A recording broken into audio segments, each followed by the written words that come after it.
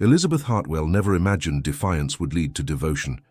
She came to Ashford Manor to protect her sister from a cold arranged marriage, armed with sharp words and sharper convictions. But the icy Marquis she intended to challenge saw past her defenses to the fierce heart beneath. In a world where duty dictated destiny, two wounded souls discovered that sometimes the most dangerous thing you can do is allow yourself to feel again. The carriage wheels clattered against cobblestones as Elizabeth Hartwell pressed her gloved hand against the window, watching the countryside give way to manicured gardens. Beside her, her younger sister Margaret sat rigid, fingers twisted in her lap, face pale as winter frost. "You don't have to do this," Elizabeth whispered, though they both knew the words were hollow. Margaret's smile was fragile. "Father has made his decision. The Marquis of Ashford needs a wife, and our family needs his wealth." Elizabeth's jaw tightened. Their father had gambled away most of their fortune, leaving them dependent on this arranged marriage to restore the Hartwell name. Margaret was 19, barely out of the schoolroom, and terrified of the cold nobleman she'd met only twice before. But there was something Margaret hadn't told their father. Someone she loved in secret, Thomas Bennet, a physician's son with kind eyes and empty pockets. The carriage stopped before Ashford Manor, a sprawling estate of grey stone that seemed to absorb the afternoon light. Elizabeth gathered her resolve. She had insisted on accompanying Margaret as companion, a decision their father had reluctantly accepted. If she couldn't stop this marriage, she could at least ensure Margaret had one last chance to say goodbye to the man she truly loved.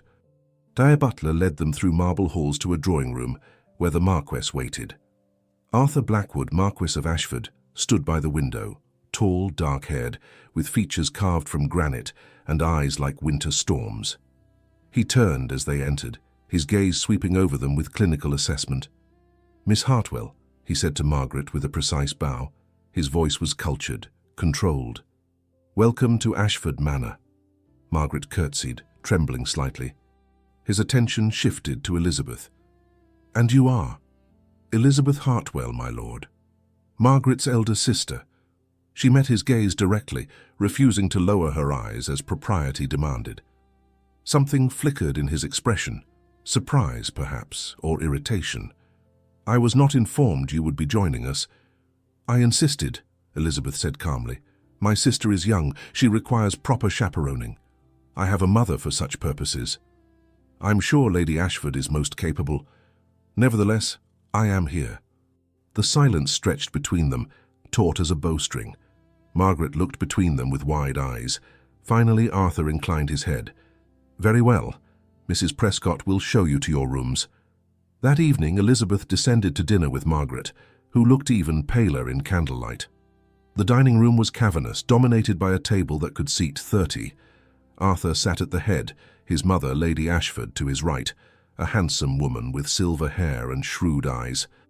"Tell me, Miss Margaret," Lady Ashford said as soup was served, "what accomplishments do you bring to this union? Do you play?" Yes, my lady. Piano." "Watercolors?" "A little." "Languages?" Margaret's voice grew smaller with each answer. Elizabeth watched her sister shrink under the interrogation, watched Arthur observe it all with detached interest, and something in her chest ignited.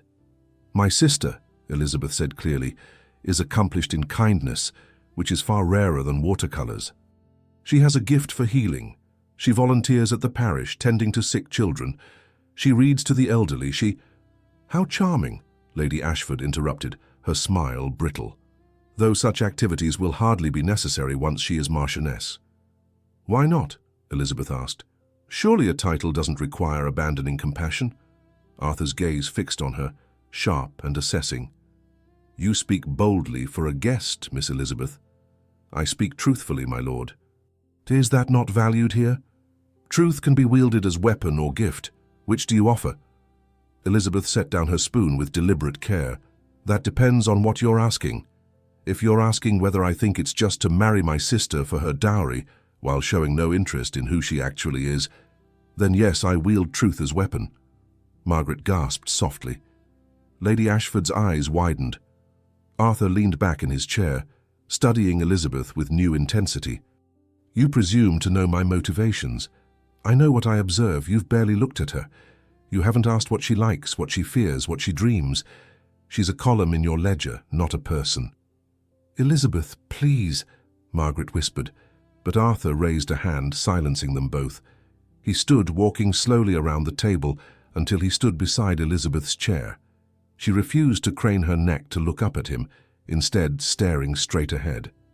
"You think me heartless," he said quietly. "I think you indifferent, which may be worse.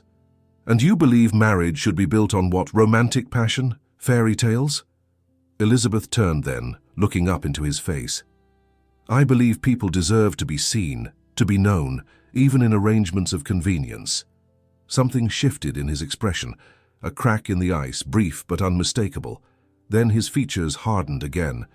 "You know nothing of responsibility, of duty." "I know enough to understand that duty without humanity is merely slavery dressed in silk." The words hung in the air between them, dangerous and electric. Lady Ashford cleared her throat sharply. "Arthur, perhaps we should retire." "No," he said, still holding Elizabeth's gaze. "I find I'm curious.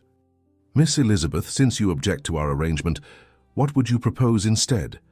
"I propose," Elizabeth said steadily, "that you at least attempt to know Margaret before binding her to you for life, that you give her the courtesy of conversation, that you acknowledge she has a will of her own." "We don't want an owner," she said, her voice ringing clear through the vast room. "We want a choice." The silence that followed was absolute. Margaret looked terrified. Lady Ashford looked scandalized, and Arthur looked transfixed. Finally, he stepped back. "Tomorrow I will take Miss Margaret riding. We will talk. Will that satisfy your demands, Miss Elizabeth?" "They are not demands, my lord. They are decency." "Indeed." His smile was cold, but his eyes held something else. Challenge, perhaps, or respect. "Then let us practice this decency you value so highly." He returned to his seat, and dinner continued in strained silence. But Elizabeth felt his attention on her throughout the meal, a weight she couldn't quite interpret. Later, in Margaret's room, her sister collapsed onto the bed. "Elizabeth, what have you done? You've insulted him, his mother." "I've spoken what needed saying. He could send us away. Father would be furious." Elizabeth sat beside her, taking Margaret's hand. "Perhaps, but I won't watch you be dismissed like property. You deserve better." Margaret's eyes filled with tears. "I love Thomas. I love him so much it hurts." "I know. But Father will never allow—" "One thing at a time," Elizabeth soothed. "Tomorrow, the Marquis will take you riding. Be yourself. Let him see you. And we'll find a way to let you say goodbye to Thomas properly." Margaret nodded, though her expression remained desolate. Elizabeth returned to her own room, but sleep eluded her. She stood at the window, looking out over moonlit gardens, and wondered what she had truly set in motion with her defiance. In another wing of the manor, Arthur stood at his own window, unable to stop thinking about fierce hazel eyes and a voice that had challenged everything he'd built his life around. Neither could have known that this was only the beginning. Morning arrived with pale sunlight filtering through Elizabeth's window. She dressed carefully, choosing a simple day gown of deep green that made her look older, more formidable. If she was to protect Margaret, she needed every advantage. She found her sister at breakfast, picking at toast with trembling fingers. Arthur had not yet appeared, though Lady Ashford presided over the table like a queen surveying her domain. "Good morning, Miss Elizabeth," the older woman said coolly. "I trust you slept well after your spirited performance last evening." Elizabeth met her gaze evenly. "Quite well, thank you. My son is not accustomed to being challenged, particularly by young women who forget their position." "I haven't forgotten anything, Lady Ashford, including that Margaret deserves respect." Lady Ashford's lips thinned, but before she could respond, Arthur entered. He wore riding clothes, dark coat, polished boots, and looked every inch the aristocrat he was. "Miss Margaret," he said with a formal bow, "are you ready for our ride?" Margaret stood, nearly knocking over her teacup. "Yes, my lord." "Excellent. Miss Elizabeth—" He turned to her, and she braced for dismissal. "You will join us." Lady Ashford's eyebrows rose. Margaret looked confused. Elizabeth kept her expression neutral. "Is that appropriate, my lord?" "You insisted on chaperoning. I'm permitting it, unless you'd prefer to remain behind." It was a challenge, and they both knew it. Elizabeth stood. "I'll need a moment to change." 10 minutes. She made it in 8, donning her riding habit and meeting them at the stables. Arthur helped Margaret onto a gentle mare, then turned to Elizabeth. "Can you actually ride? Or was that assumption too bold?" "I can ride, my lord." He gestured to a spirited chestnut gelding. "Then prove it." Elizabeth mounted smoothly, settling into the side saddle with practiced ease. She'd learned young, riding across their modest estate before her father's gambling had forced economies. They set off across Ashford's grounds, Margaret between them. For several minutes no one spoke. Then Arthur guided his horse closer to Margaret's. "Tell me about your childhood," he said. Margaret startled. My lord? Your sister suggested I know you. I'm attempting to comply." "Oh." Margaret's cheeks flushed. "It was pleasant. Our mother died when I was young. Elizabeth raised me mostly." Arthur glanced at Elizabeth, who rode slightly behind them. "Your sister is protective." "She's always protected me," Margaret said softly. "From everything. Even from advantageous marriages." Margaret's fingers tightened on the reins. Elizabeth urged her horse forward, but Margaret spoke before she could intervene. "From marriages where I'm invisible, my lord, where my thoughts don't matter, where I'm merely a transaction." The honesty seemed to surprise Arthur. He studied Margaret with new attention. "And what do you want to matter?" Margaret was quiet for a long moment. Then, "I want to help people, to make a difference in small ways, to be useful." "Useful," Arthur repeated.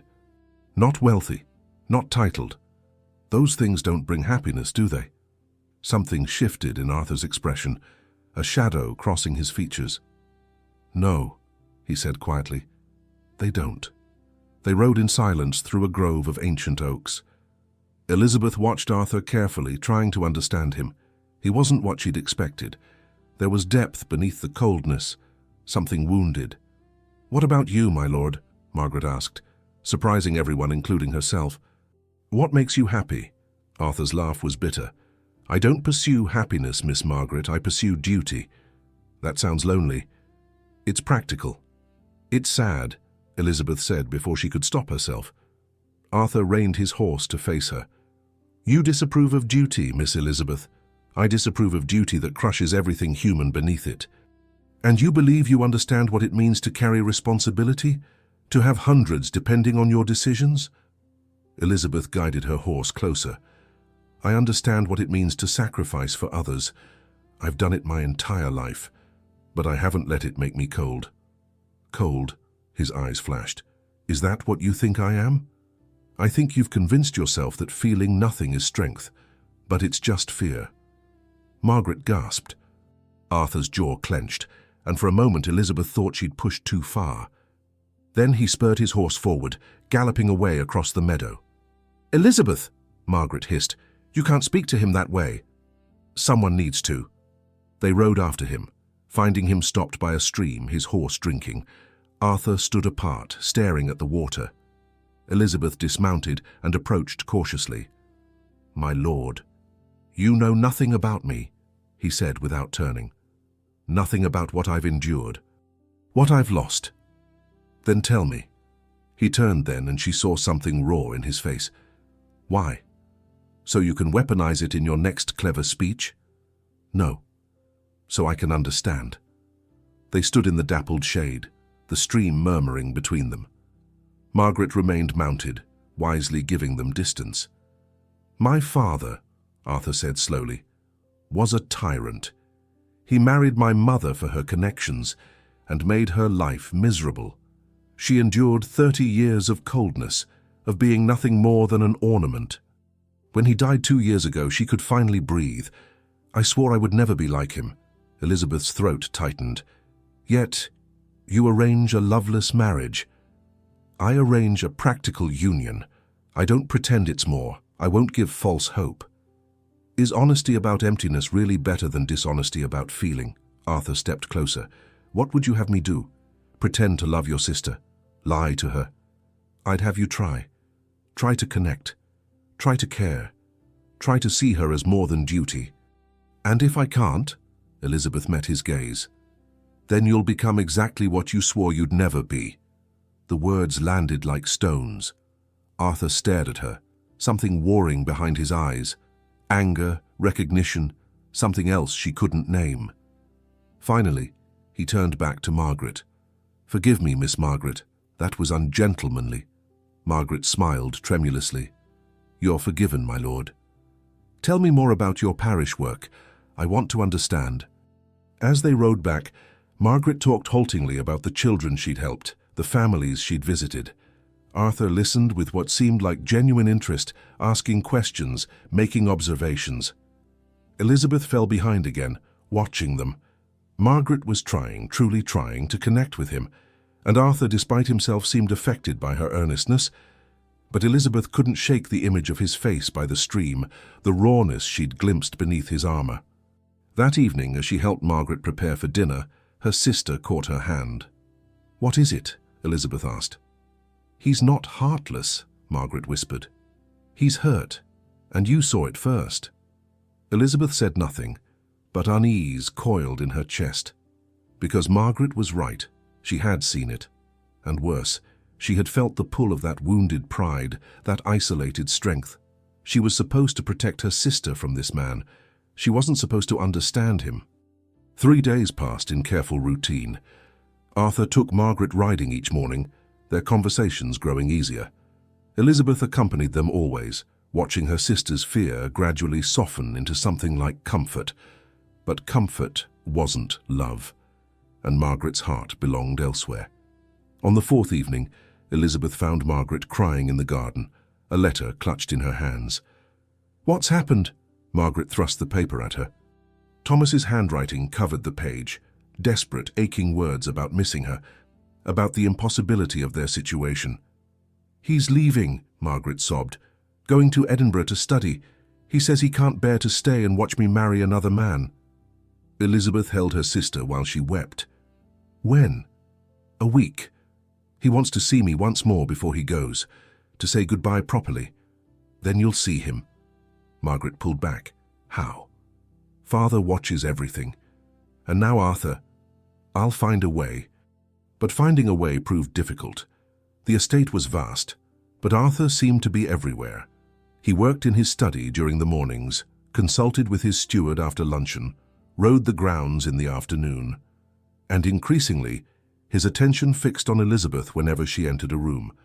She felt it during dinners, his gaze tracking her movements, felt it in the library when she read and he pretended to review accounts, felt it most acutely when they argued, which happened with increasing frequency.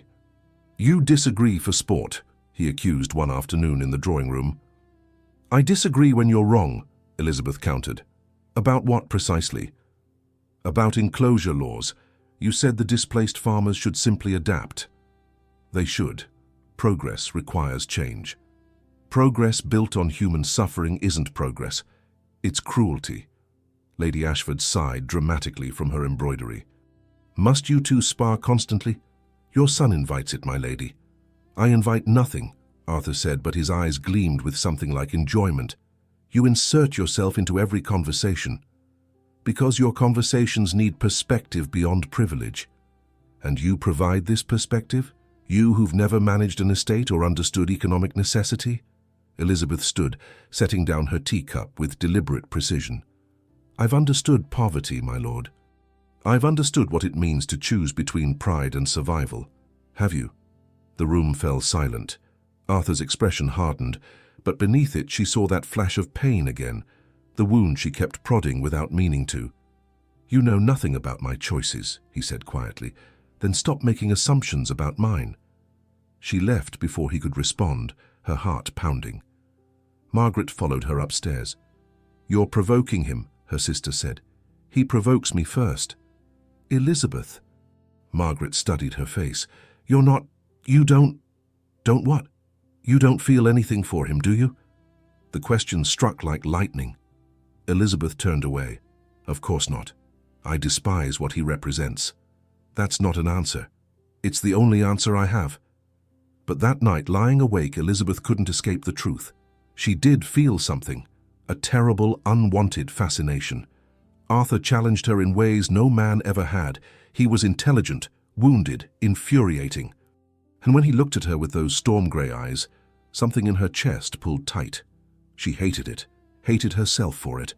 Margaret needed her focused. Thomas needed them to find a solution. The answer came unexpectedly. On the 5th day, Arthur announced he'd be away overnight on estate business. Lady Ashford would chaperone Margaret.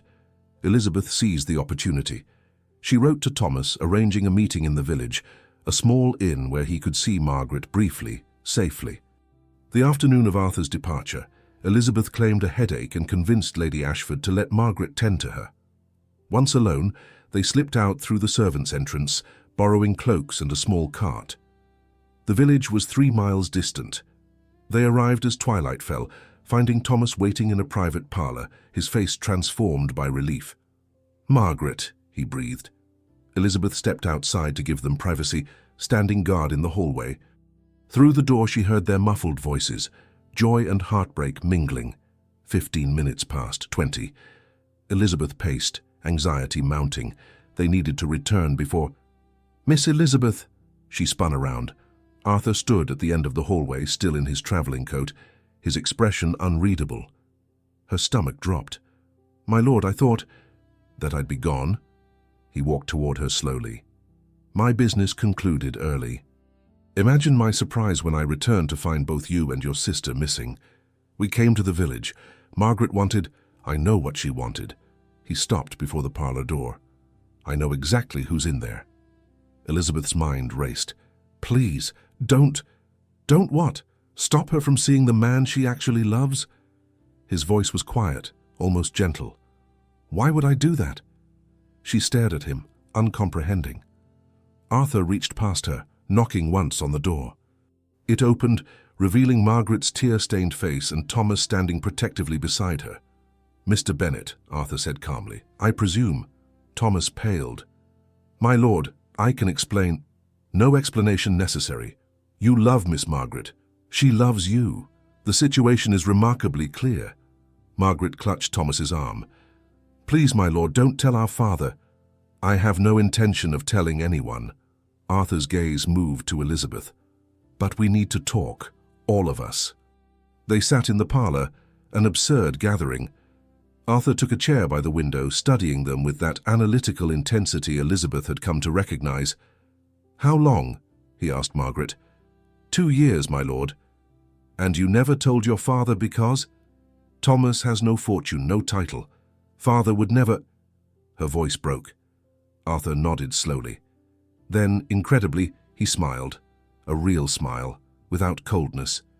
"You're braver than I thought, Miss Margaret." "Loving someone against all wisdom takes courage," Thomas stepped forward. "My lord, I know I have nothing to offer her, but I swear I would spend my life making her happy." "I believe you." Arthur stood. "But happiness requires more than love. It requires freedom to choose." Elizabeth found her voice. "What are you saying?" Arthur looked at her, and in his eyes she saw something shift, a decision made, a wall crumbling. "I'm saying your sister deserves to marry for love, and I won't stand in the way of that." "But the arrangement," Margaret whispered, "can be dissolved, will be dissolved." He turned to Thomas. "You're going to Edinburgh?" "Yes, my lord." "To study medicine?" "Yes." "How long?" 3 years." Arthur walked to the window, hands clasped behind his back. When he turned, his expression was resolved. "I'll provide funding for your studies. When you finish, you'll have a position as estate physician at Ashford, a respectable income. Enough to support a wife." The room went utterly still. "My lord," Thomas said hoarsely, "I don't understand." "I understand," Arthur said simply. "I understand what it means to watch someone you love be given to someone else. I won't inflict that on Miss Margaret or you." Tears streamed down Margaret's face. Thomas looked too stunned to speak. Elizabeth stood slowly, her legs unsteady. "Why?" Arthur's gaze locked with hers. "Because you were right.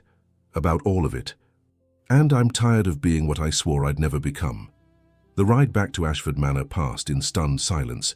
Margaret sat beside Elizabeth in the cart, alternating between tears and disbelieving laughter. Arthur rode ahead on horseback, his posture rigid against the darkening sky. Elizabeth's mind churned with questions she couldn't voice. What had possessed him to such generosity? What did he gain from releasing Margaret?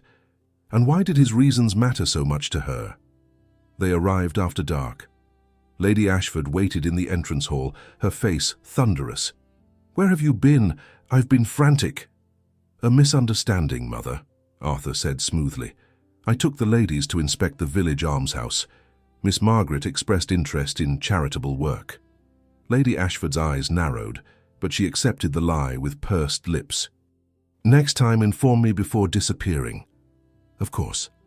Later, after Margaret had retreated to her room, still dazed with happiness, Elizabeth found herself unable to sleep.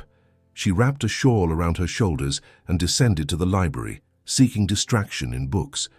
She didn't expect to find Arthur there, standing by the fire with a glass of brandy. "Can't sleep either?" he asked without turning. "I didn't mean to intrude." "You never do, yet you always manage to." Elizabeth nearly left, but something held her. "I wanted to thank you for what you did today." "Don't." His voice was sharp. "Don't make me noble. I'm not. You gave my sister her future back. That seems rather noble to me." Arthur turned then, and in the firelight his face looked haunted. "I gave her what I could never have.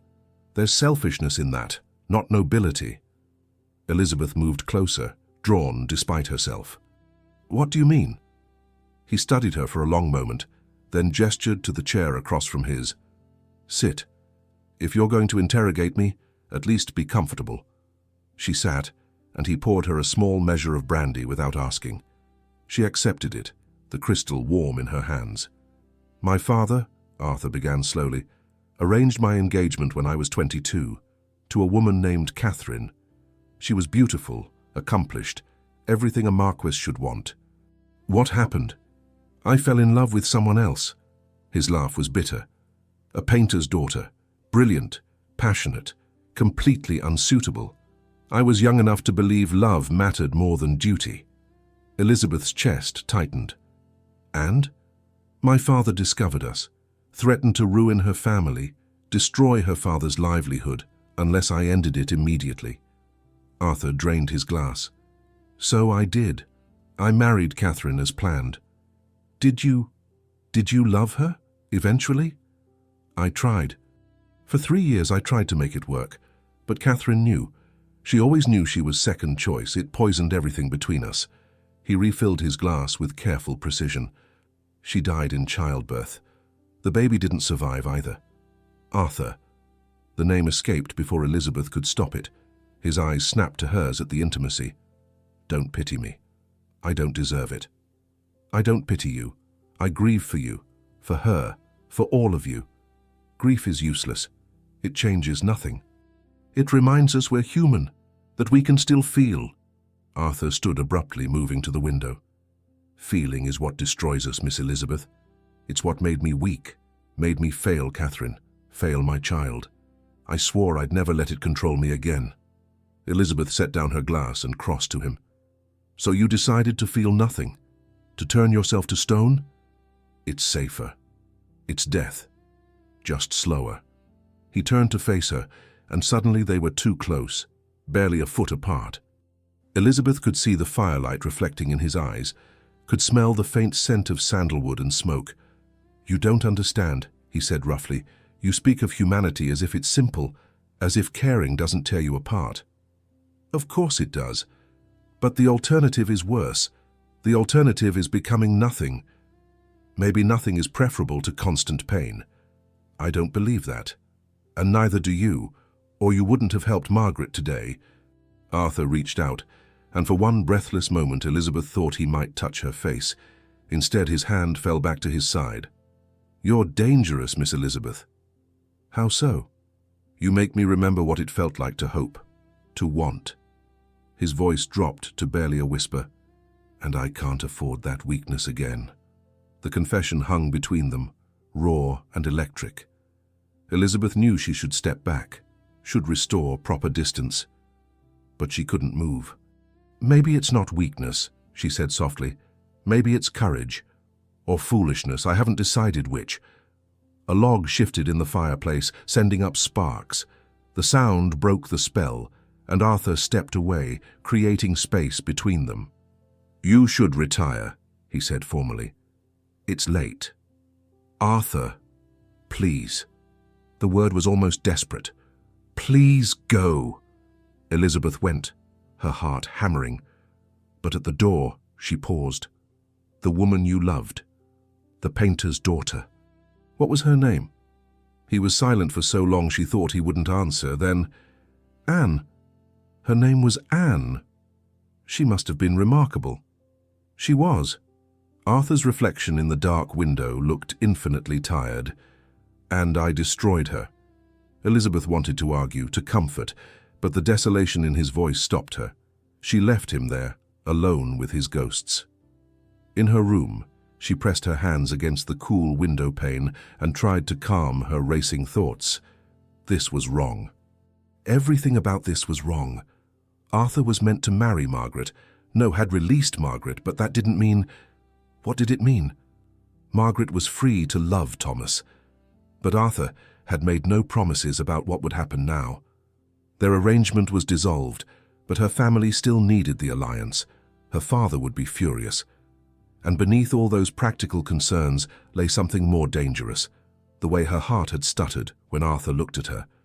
The pull she felt toward his wounded pride and hidden depths. She'd come here to protect her sister, not to fall under the spell of a man who'd built walls so high they blotted out the sun. A soft knock interrupted her spiraling thoughts. Margaret slipped inside, radiant despite the late hour. "I can't believe it," her sister whispered. "Thomas and I, we have a future. 3 years, and then—" "I'm happy for you," Elizabeth said, and meant it. Margaret hugged her fiercely. "Thank you. For everything. For fighting for me when I couldn't fight for myself." After Margaret left, Elizabeth returned to the window. Across the gardens, she could see light still burning in the library. She wondered if Arthur was still there, still wrestling with memories of a love he'd sacrificed, still trying to convince himself that feeling nothing was strength. And she wondered, with growing dread, what would happen when she had to leave Ashford Manor and never see him again. Morning brought complications Elizabeth hadn't anticipated. A letter arrived from her father, demanding updates on the courtship's progress. Lady Ashford watched Margaret with increasing suspicion, and Arthur avoided Elizabeth entirely, conducting estate business that kept him away from the house. Elizabeth spent the morning with Margaret in the music room, listening to her sister's nervous excitement about Thomas's upcoming departure to Edinburgh. But her own thoughts kept drifting to the library, to confessions made in firelight, to the haunted look in Arthur's eyes. "You're not listening," Margaret said, fingers pausing on the piano keys. "I am." "No, you're not. You're thinking about him." Elizabeth's denial died on her lips at her sister's knowing look. "It's all right," Margaret said gently. "I understand." "There's nothing to understand. He released you from the engagement. That's all that matters." "Elizabeth." Margaret closed the piano lid. "I'm not blind. I've seen how you look at each other, how you argue as if words are weapons and shields both. He's mourning someone else, someone he loved and lost. Perhaps. But grief doesn't make new feelings impossible. Sometimes it makes them more necessary." Before Elizabeth could respond, Lady Ashford entered, her expression severe. "Miss Margaret, a word in the drawing room, please." Margaret went pale but followed. Elizabeth trailed after them, refusing to be excluded. In the drawing room, Lady Ashford stood by the mantelpiece like a general surveying troops. "I've received a letter from your father. He wishes to know when he might expect formal announcement of the engagement." Margaret's hands twisted in her skirt. "My lady, that is—" "There won't be an announcement," Arthur said from the doorway. Everyone turned. He entered the room with measured steps, his expression unreadable. "Arthur," Lady Ashford said sharply, "what are you talking about?" "I'm releasing Miss Margaret from our arrangement." The words fell like stones into still water. Lady Ashford's face drained of colour. "You cannot be serious." We negotiated terms with Mr. Hartwell. The settlements are arranged. I'll compensate him for any inconvenience, but I won't marry Miss Margaret." "Why not?" Lady Ashford demanded.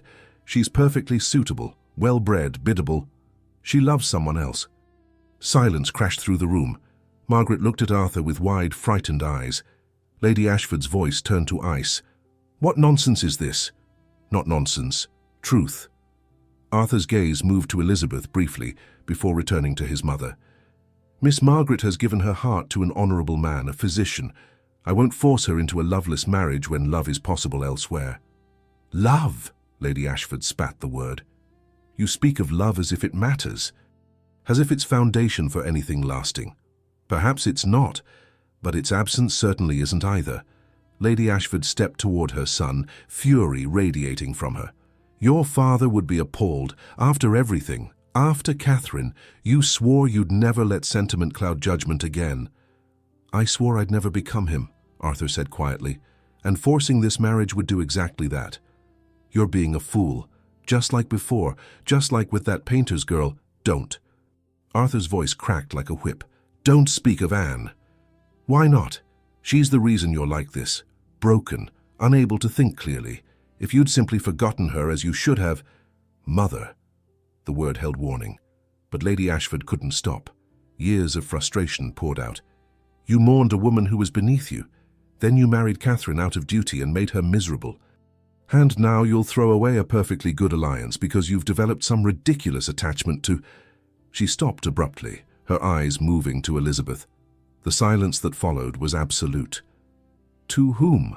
Arthur asked softly, dangerously. Lady Ashford's mouth compressed into a thin line. "Nothing, I've said nothing." "No, please continue. You were going to say I've developed an attachment to whom precisely?" Elizabeth's heart hammered. Margaret looked between them with dawning understanding. "This is absurd," Lady Ashford said. "I'm retiring. We'll discuss this when you've regained your senses." She swept from the room, leaving the three of them in charged silence. Margaret spoke first. I'll just—" She fled, closing the door softly behind her. Arthur and Elizabeth stood on opposite sides of the room, the space between them crackling with unspoken words. "Is it true?" Elizabeth asked finally. "Is what true?" "What your mother implied, that we—" Arthur crossed to the window, his back to her. "Does it matter?" "Of course it matters." "Why?" "You came here to protect your sister. You've succeeded. She's free to marry her physician. You should be celebrating." Elizabeth moved closer. "Don't do that. Don't hide behind deflection." "I'm not hiding." "Then look at me." He turned, and the raw emotion in his face stole her breath. "What do you want me to say? That you've haunted me since the moment you challenged me at dinner? That I can't stop thinking about your fierce eyes and fiercer words? That I lie awake remembering how you stood there in the library, refusing to let me retreat into darkness?" Elizabeth's throat constricted. "Arthur, you asked for truth. There it is." He laughed bitterly. "I released your sister not just for her sake, but because I couldn't bear the thought of her living here while you—" He stopped. "While you left. I don't understand. Don't you?" He stepped toward her close enough that she could see gold flecks in his grey eyes. "You've done exactly what I swore I'd never allow. You've made me feel again, made me hope, made me want something I have no right to want." Elizabeth's pulse raced. "What do you want?" "You." The word was stark, unadorned. "But you deserve better than a broken man who's already failed everyone he's loved." She reached up, her hand trembling, and touched his face. He flinched but didn't pull away. "Maybe I don't want better," she whispered. "Maybe I want real." Arthur closed his eyes as if in pain. "Elizabeth, I can't—" "Can't what? Feel? You already do. Can't want. You already do that too. I can't promise I won't fail you. Like I failed Catherine. Like I failed Anne. I'm not asking for promises. I'm asking you to stop running from this." His hand came up, covering hers against his cheek. "Do you know what you're saying? Your father expects you to make a good match. Society expects—" "I don't care what they expect. You should. I have nothing to offer you but debts and ghosts and a heart I thought I'd buried." Elizabeth moved closer, until they were barely breathing the same air. "Then let me help you unbury it." The distance between them disappeared. Arthur's arms came around her, and she melted into him, feeling his heart pound against hers. They stood there, holding each other as if they could stop the world from intruding. Outside, rain began to fall against the windows, and inside, two wounded souls found unexpected shelter in each other. Have you ever watched someone choose to feel again after years of numbness?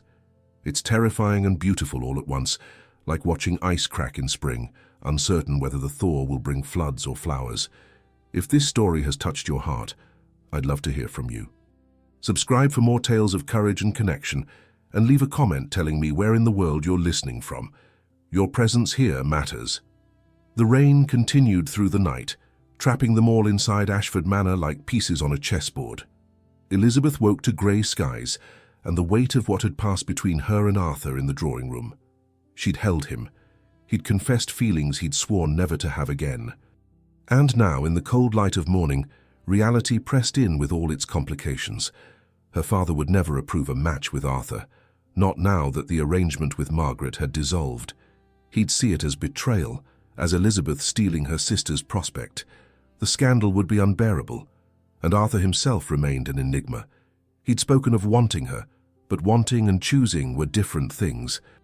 Men like him didn't marry women like her, women without fortune, without connections that could restore what her father had gambled away. She dressed carefully and descended to breakfast, finding only Margaret there. "He's been in his study since dawn," her sister said without preamble. "Haven't seen him." "I wasn't asking." Margaret's smile was gentle. "You didn't have to." They ate in silence, broken only by rain against windows.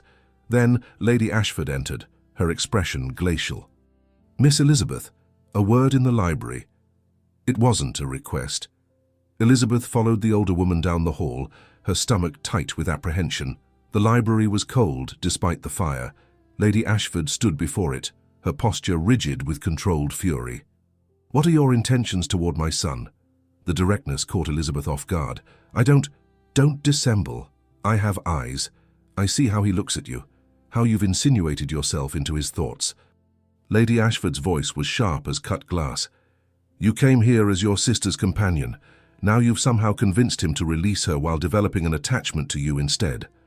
"I convinced him of nothing. He made his own choice about Margaret." "Did he? Or did you manipulate him with your clever words and defiant speeches, appeal to his misguided sense of honor?" Elizabeth's temper flared. "I've manipulated nothing. If Arthur freed Margaret, it's because he recognized the cruelty of forcing a loveless marriage." "Cruelty," Lady Ashford repeated mockingly. "You speak of cruelty while scheming to trap a Marquis for yourself." "I'm not scheming anything."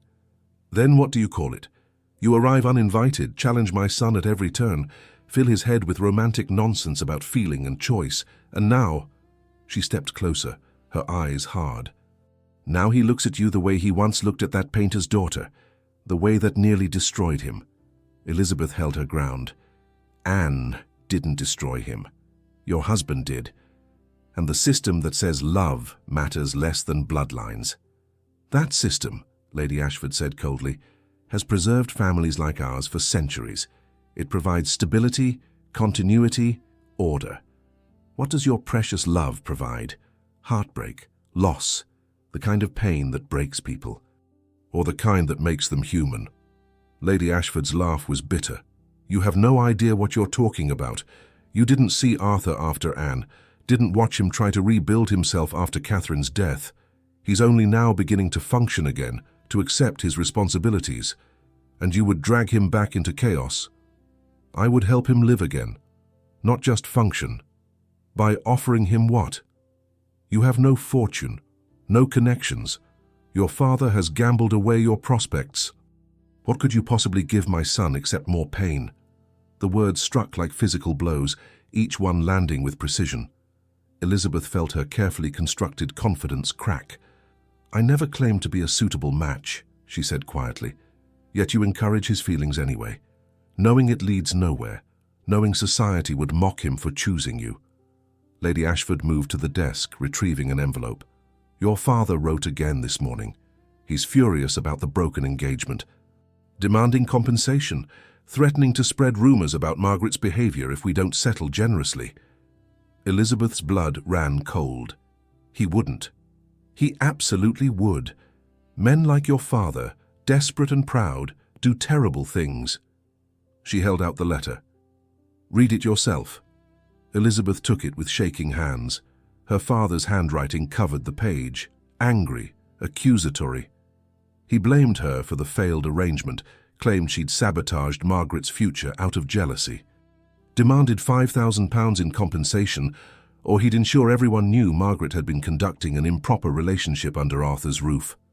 The threat was clear: pay, or Margaret's reputation would be destroyed, taking Thomas's future with it. "He's bluffing," Elizabeth whispered. "Is he? Are you willing to risk your sister's happiness on that assumption?" Elizabeth's hands clenched on the paper. "What do you want from me? Leave. Take your sister and go. Today. I'll handle your father. Provide enough compensation to satisfy his pride and secure his silence. But you must go before Arthur does something foolish." "Like what?" Lady Ashford's expression softened slightly, showing something almost like compassion. "Like offering to marry you out of misguided nobility, like sacrificing his position, his reputation, his future for another inappropriate attachment that will only bring misery. You don't know that it would bring misery." "Don't I? I watched my husband choose duty over everything else. Watched him make our lives hollow, then I watched Arthur choose love and watched it destroy him. There's no winning, Miss Elizabeth. Either duty crushes you, or love does. At least duty provides security while it kills you slowly." Elizabeth met the older woman's eyes and saw genuine pain there, decades of it, carefully hidden beneath aristocratic polish. "I'm sorry," she said quietly, "for what you've endured. For what Arthur endured. But running from feeling isn't the answer. Perhaps not, but neither is indulging it recklessly." Lady Ashford moved to the door. "I'll give you until tomorrow morning to decide. Leave quietly, and I'll ensure your father is satisfied and your sister's reputation intact. Stay, and I cannot predict what damage will follow." She left Elizabeth alone in the library, her father's letter heavy in her hands. The rain had softened to mist. Through the window, Elizabeth could see the gardens Arthur had walked through during those first tense days.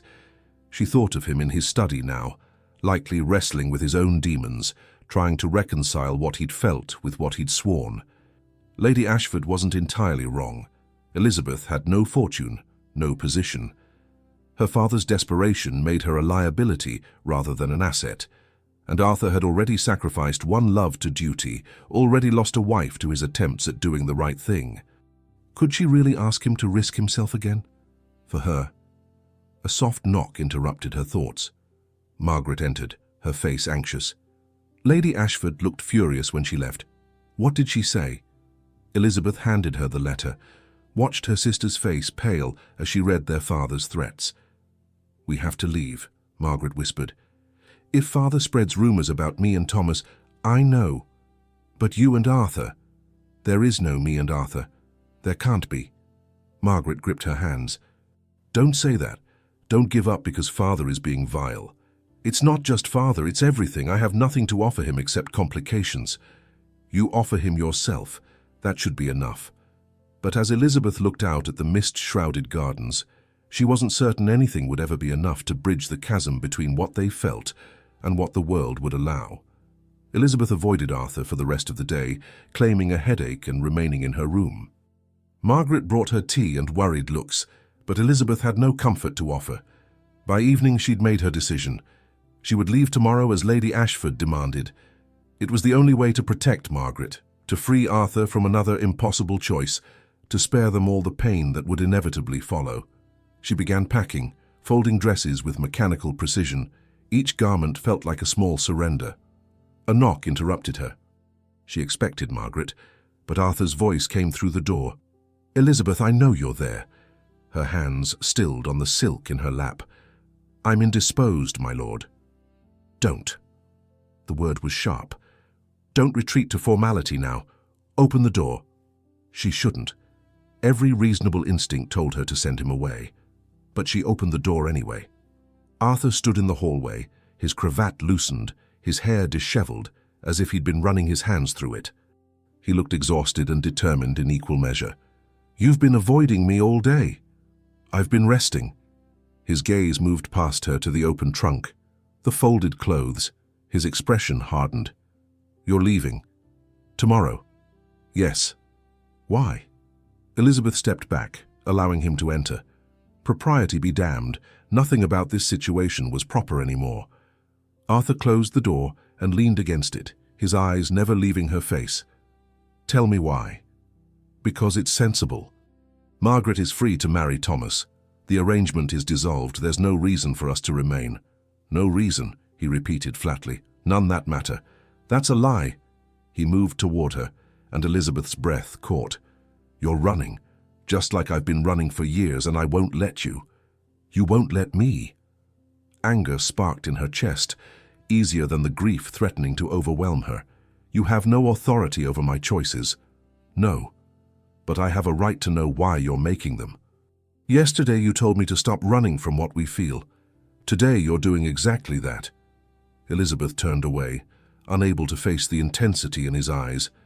"Yesterday I was foolish. Today I'm realistic." "What changed?" "Your mother spoke to me. And my father." She grabbed the letter from her desk, thrust it at him. "Read it." Arthur scanned the page, his jaw tightening with each line. When he finished, he crumpled it in his fist. "Your father is a coward and a bully. He's desperate. And he's right about one thing.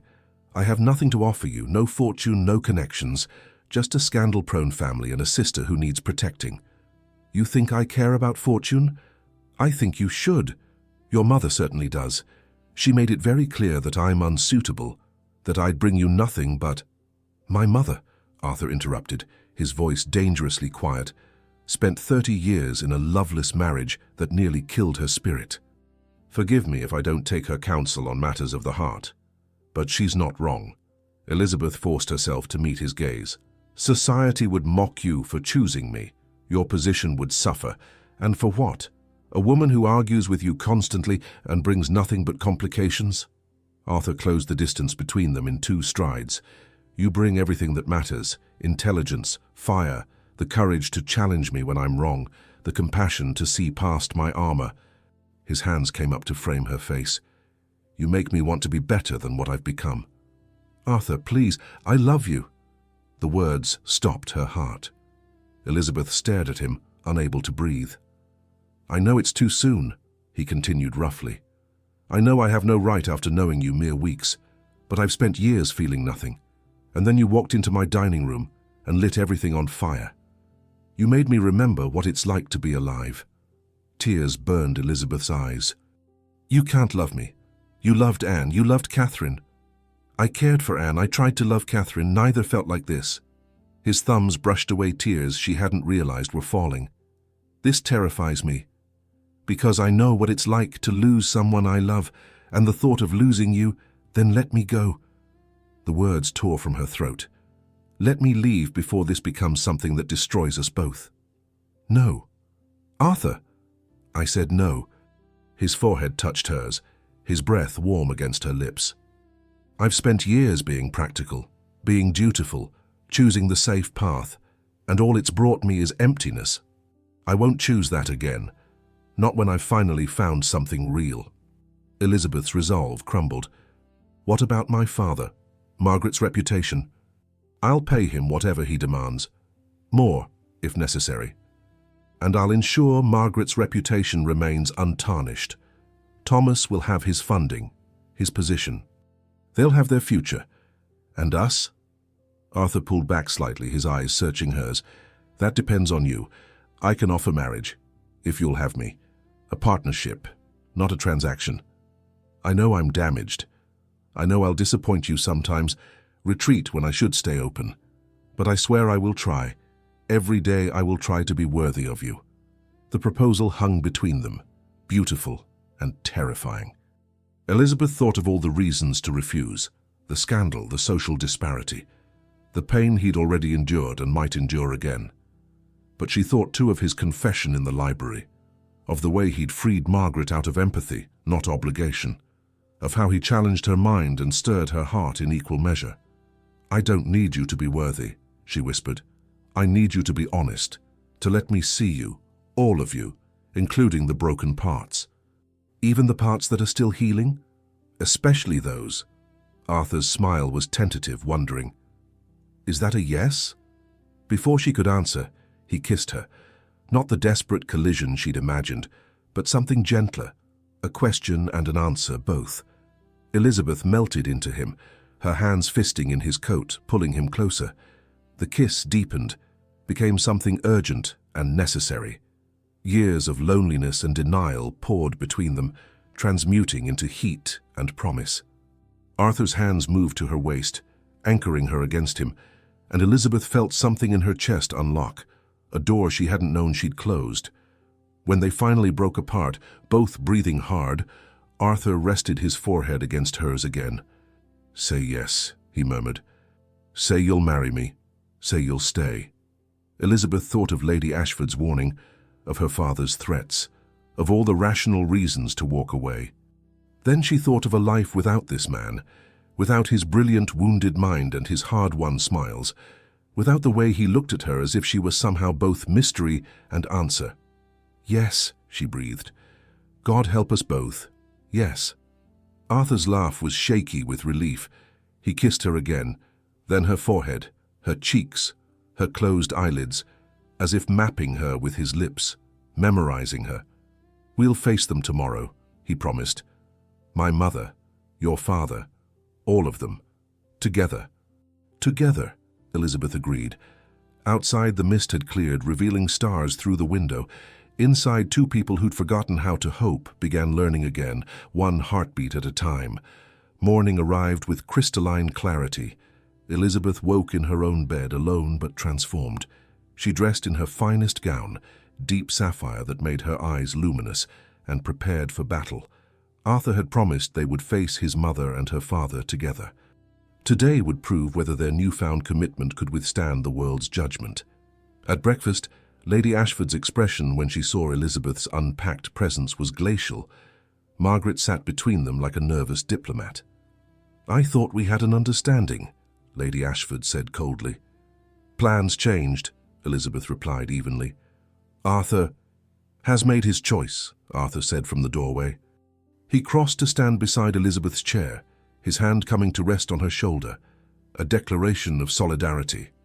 "Mother, I need to speak with you. Privately." Lady Ashford's eyes narrowed, but she rose with rigid dignity. They disappeared into Arthur's study, the door closing with ominous finality. Margaret reached across the table to grip Elizabeth's hand. "Are you certain about this?" "No, but I'm certain I want to try." 20 minutes passed, then 30. Elizabeth's tea grew cold as anxiety coiled tighter in her chest.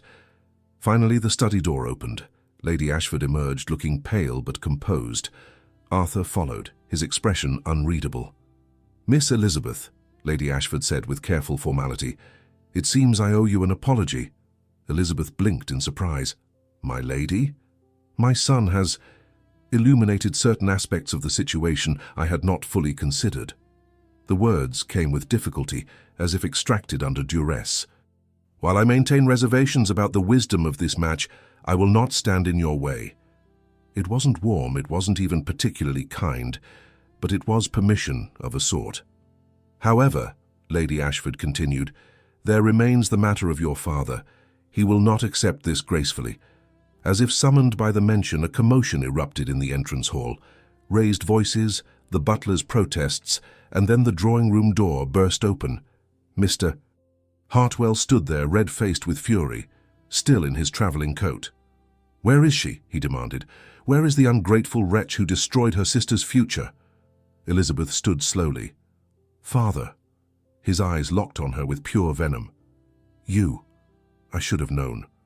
Always jealous of Margaret, always resentful that she was prettier, sweeter, more—" "That's enough," Arthur said, his voice cutting like steel.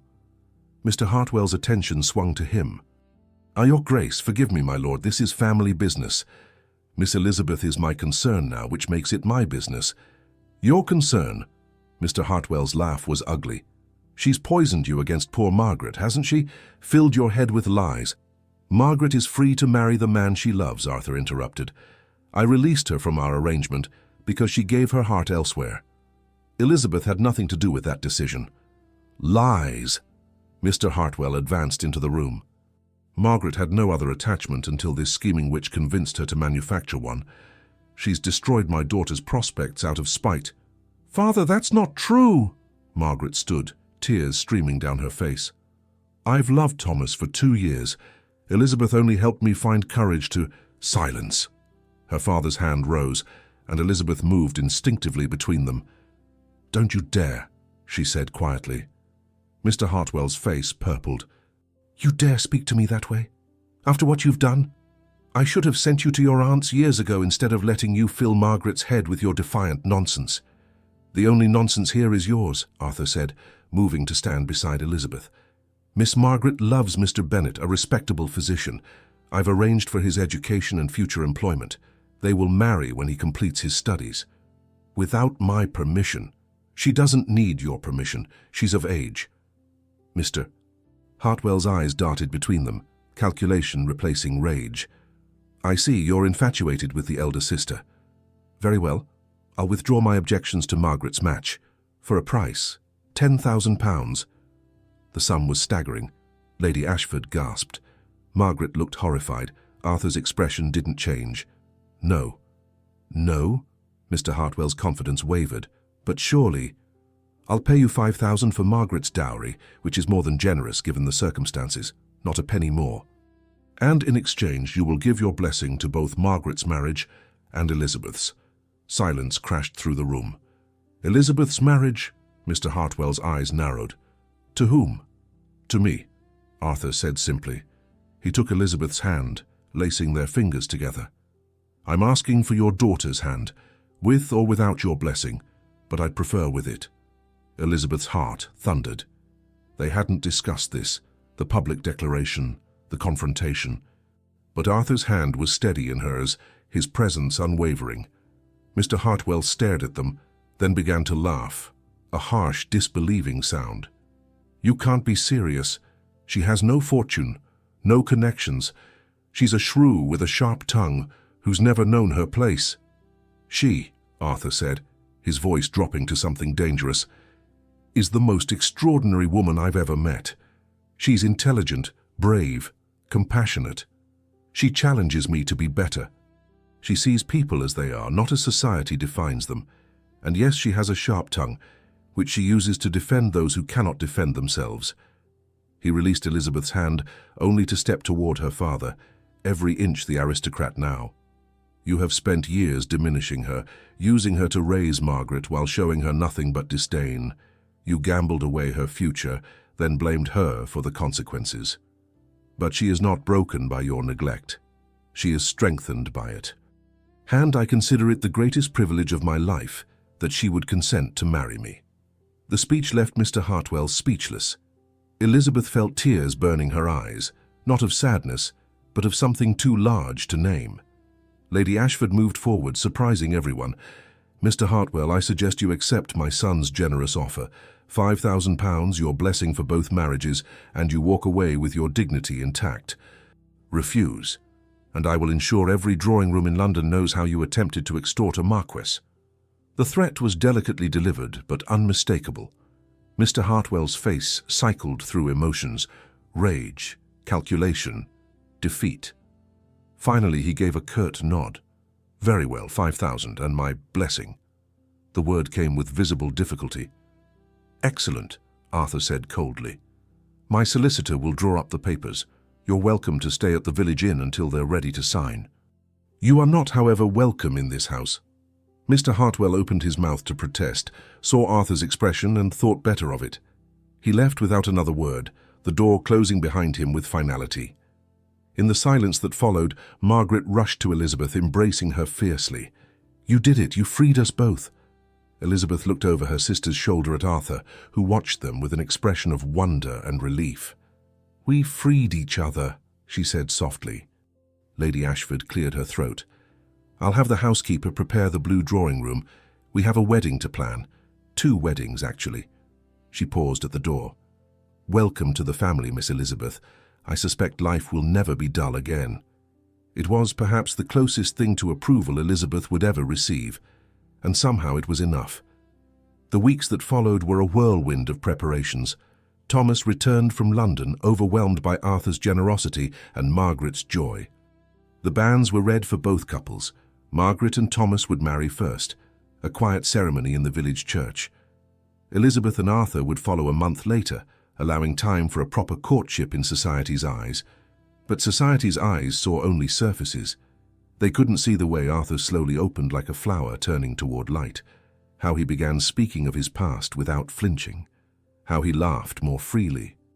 Elizabeth witnessed his transformation in stolen moments, walks through gardens where he told her about Catherine, about the guilt he'd carried, evenings in the library where he showed her estate ledgers and asked her opinion, valuing her insight, quiet mornings when he'd seek her out just to be near her, as if proximity itself was healing. Lady Ashford watched it all with cautious approval, warming to Elizabeth degree by careful degree. She would never be effusive, but her small gestures spoke volumes, asking Elizabeth's preference for wedding flowers, introducing her to neighboring families, teaching her the intricacies of managing a great house. 3 weeks after Mr. Hartwell's departure, Margaret married Thomas in a ceremony made beautiful by its intimacy. Elizabeth stood beside her sister, watching love transform two ordinary people into something luminous. That evening after the wedding breakfast, Elizabeth found herself alone with Arthur in the conservatory. The space had become their refuge, glass walls enclosing a world apart, filled with the scent of jasmine and earth. "Happy?" Arthur asked, drawing her into his arms. "For Margaret, yes. She deserves this. And for yourself?" Elizabeth looked up at him, tracing the line of his jaw with her fingertips. "I'm terrified and exhilarated in equal measure." "That seems appropriate for impending marriage," she laughed softly. "Is that what you feel?" "Among other things." His expression grew serious. "I want you to know something, Elizabeth. What we have, it's not what I had with Catherine. It's not even what I thought I had with Anne." "What is it then?" "Choice," he said simply. "With Anne, I was young and desperate to feel anything beyond my father's control. With Catherine, I was dutiful and guilty. But with you..." His hands framed her face with infinite gentleness. "With you, I'm choosing freely, knowing the risks, knowing my own flaws, and choosing anyway." Elizabeth's throat tightened.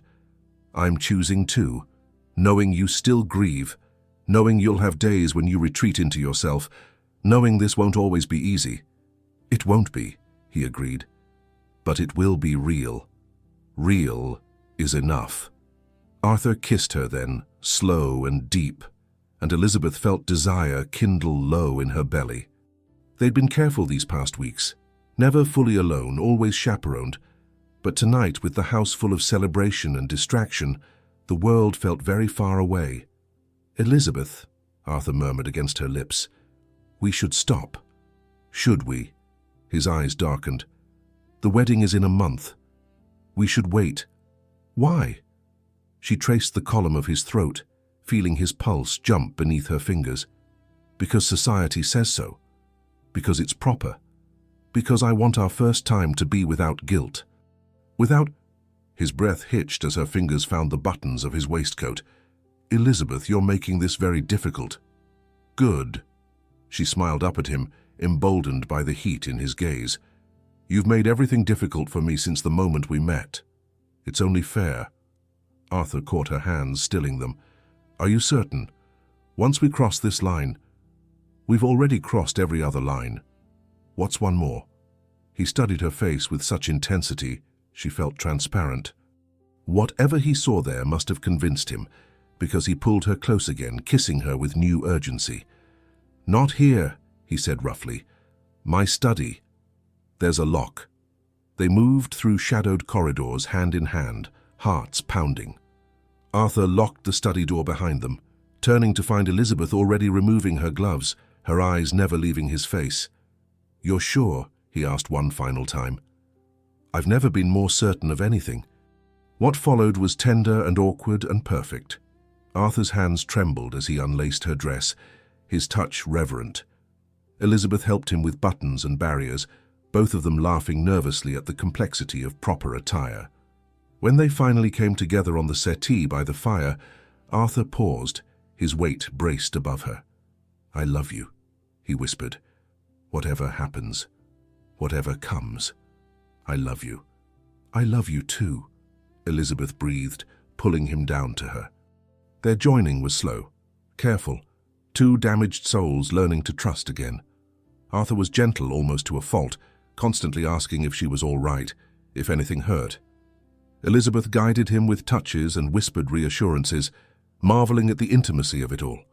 This wasn't the passionate abandon of novels. It was better, more real. The hesitations and adjustments, the whispered laughter when something didn't work quite right, the profound tenderness in Arthur's eyes as he moved with her, within her. Afterward, they lay tangled together beneath Arthur's coat, the fire casting golden light across their skin. Elizabeth traced patterns on his chest, feeling his heartbeat slow to match hers. "No regrets?" he asked quietly. "None. You?" "Only that I didn't find you sooner."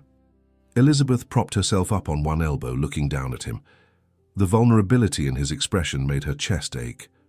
"We found each other when we were meant to, not a moment before." Arthur tucked a strand of hair behind her ear. "You sound very certain." "I am. If we'd met when you were younger, you wouldn't have been ready for me. And I wouldn't have been ready for you. We needed to break first, to understand what it meant to be broken, so we could help each other heal." "You think that's what we're doing? Healing each other?" "I think," Elizabeth said softly, "we're learning that healing doesn't mean becoming unbroken. It means learning to live fully, even with the cracks." Arthur pulled her down, kissing her forehead, her nose, her lips. "How did you get so wise?" "Years of raising my sister and managing my father's chaos. It teaches perspective. It taught you compassion and courage, and about 40 other qualities I don't deserve." Elizabeth silenced him with a kiss. "Stop that. You deserve everything, Arthur. Happiness, love, peace, all of it. Only if I get to share it with you." They stayed there until the fire burned low, talking in whispers about their future, about the changes they'd make to Ashford, the traditions they'd keep and the ones they'd discard, about the life they'd build together, imperfect, authentic, theirs. When they finally dressed and returned to the house separately, Elizabeth felt fundamentally changed, not because of the physical intimacy, but because of what it represented. Two people choosing vulnerability, choosing trust, choosing love even when it terrified them. In her room, she found Margaret waiting, a knowing smile on her face. "Don't say it," Elizabeth warned. "Say what? That you're glowing, that you look happier than I've ever seen you." Elizabeth couldn't help but smile. "Perhaps both." Margaret hugged her tightly. "You deserve this, you deserve him, and he deserves you." "I hope so. I know so." The month before the wedding passed in a blur of preparations and quiet joy. Arthur showed Elizabeth every corner of Ashford, not just the grand rooms, but the estate cottages, the tenant farms, the village school. He introduced her not as his betrothed, but as his partner, asking her thoughts on improvements, valuing her suggestions. Elizabeth discovered she had a gift for it, for seeing what people needed, for finding solutions that balanced practicality with compassion. She proposed a lending library for the tenants, a midwife's cottage near the village, expanded education for the estate children. "You're transforming this place," Arthur said one afternoon as they reviewed plans in his study. "We're transforming it," Elizabeth corrected. "Together." The word had become their talisman. Together they faced Lady Ashford's occasional frost and gradual thaw. Together they visited Margaret and Thomas in their new cottage, watching young love bloom. Together they navigated the curiosity and occasional censure of neighboring families. Not everyone approved. Some called Elizabeth a fortune hunter. Others whispered that the Marquis had lost his mind, choosing a penniless nobody over suitable matches. But Arthur faced each criticism with calm indifference, and Elizabeth discovered she cared less about society's opinion than she'd feared. What mattered was the life they were building, authentic, hard-won, theirs. The wedding day arrived with April sunshine and apple blossoms. Elizabeth dressed in ivory silk, simpler than fashion demanded, but elegant in its restraint. Margaret helped with her hair, weaving small flowers through the dark strands. "Nervous?" her sister asked. "Strangely, no." Elizabeth met her own eyes in the mirror. "I feel ready, like everything has led to this moment." "It has." Margaret squeezed her shoulders. "You fought for this, for both of us, and now you get to be happy." The ceremony was held in Ashford's private chapel, intimate despite the handful of guests. Lady Ashford sat in the front row, handkerchief pressed to her eyes. Whether from sentiment or resignation, Elizabeth couldn't tell. Thomas stood beside Margaret, their linked hands a quiet celebration, and Arthur waited at the altar, looking at Elizabeth as if she were the only person in the world. The vicar's words washed over her, sacred vows about devotion and fidelity, promises that felt simultaneously enormous and simple. When Arthur slipped the ring onto her finger, his hands were steady, his eyes bright. "I love you," he mouthed silently. "I love you too," she mouthed back. The wedding breakfast was elegant chaos, toasts and laughter, music and dancing. Elizabeth watched Arthur navigate it all with new ease, saw him smile more in one afternoon than she'd seen in their first weeks together. As evening fell, guests began departing. Margaret and Thomas left early, Margaret embracing Elizabeth with fierce joy. Lady Ashford surprised everyone by kissing Elizabeth's cheek. "Make him happy," she whispered, "and let him make you happy too." "I will," Elizabeth promised. Finally they were alone, husband and wife in truth now. Arthur led Elizabeth upstairs to the master chambers that would be theirs, rooms he'd had redecorated in soft blues and greens at her request. "Tired?" he asked, closing the door. "Not particularly," he smiled, pulling her close. "Good, because I have plans for you, Lady Ashford." The title was still strange on her ears. "Do you now?" "Many plans, starting with this." He kissed her slowly, thoroughly. "And this," his hands found the laces of her gown, "and several other things I've been imagining for weeks." Elizabeth laughed against his mouth. "Only weeks? I've been imagining since the conservatory." "Have you?" Arthur's eyes darkened with desire. "Tell me." She did, whispering fantasies between kisses as they undressed each other with less urgency than their first time, but more certainty. This was theirs now, this intimacy, this connection. No stolen moments or guilty secrets, just the two of them learning each other's bodies and hearts. They made love with the windows open, spring air cooling their skin, moonlight painting silver across tangled sheets. Arthur was patient and passionate by turns, learning what made Elizabeth gasp, what made her laugh, what made her cry out his name. Afterward, they lay facing each other, foreheads touching, breath mingling. "Happy?" Elizabeth asked softly. "Beyond words." Arthur traced the curve of her face. After everything, I never thought I'd feel this whole." "You were always whole, just hidden beneath armor. And you helped me take it off." Elizabeth kissed him gently. "We helped each other."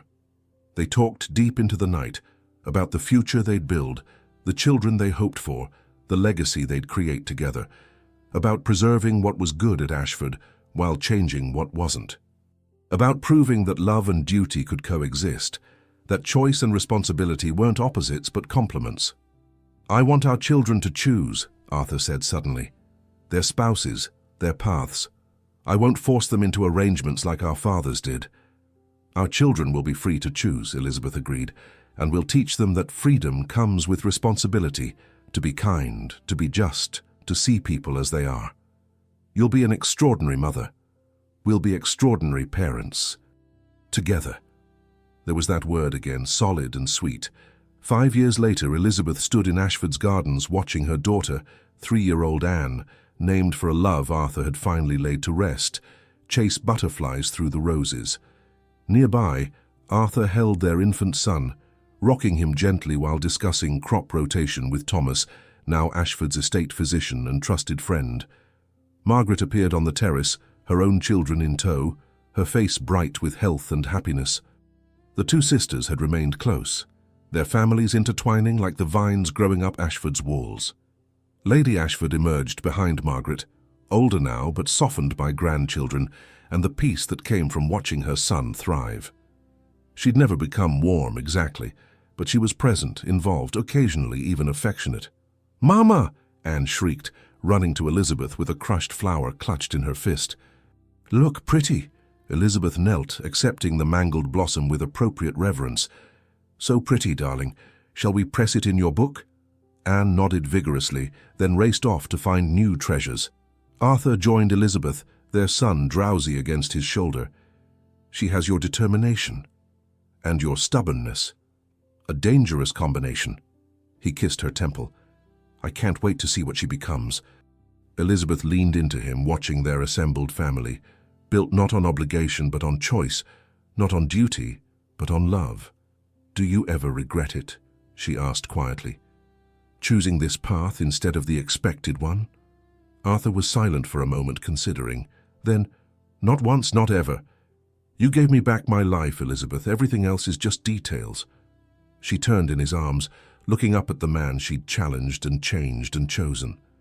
"You gave me mine too, and I'd choose you again. Every single time. Even when I'm stubborn, especially then." Their laughter mingled with children's shrieks and birdsong, with Margaret's voice calling everyone to tea and Lady Ashford's gentle corrections. The sounds of a family, imperfect, authentic, whole. And as the afternoon sun gilded Ashford's ancient stones, Elizabeth understood what she'd always known but couldn't name before. That love wasn't the absence of difficulty, but the choice to face it together. That healing wasn't becoming unbroken, but learning to build beautiful things from the pieces. That sometimes defiance wasn't rebellion at all. It was the bravest form of hope.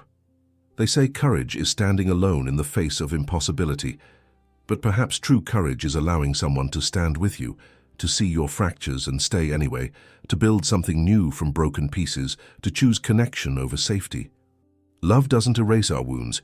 It teaches us that even wounded we are worthy.